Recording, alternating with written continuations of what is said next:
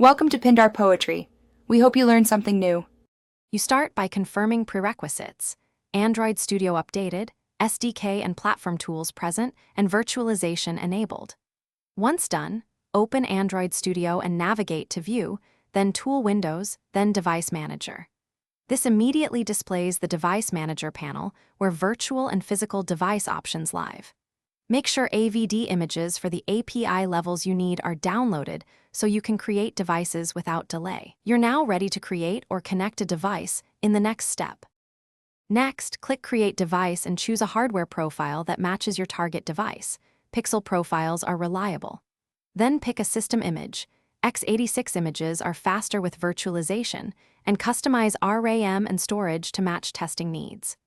Once chosen, open Show Advanced Settings to enable camera emulation, network latency, and Play Store if required. Save the AVD and use the green Play button to launch. This setup mirrors real-world conditions, so you can catch device-specific issues early. To finish, launch the emulator and confirm it appears in Device Manager.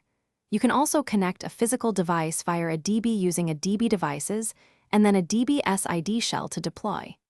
Use snapshots for fast startup, but perform a cold boot after significant config changes to avoid state corruption.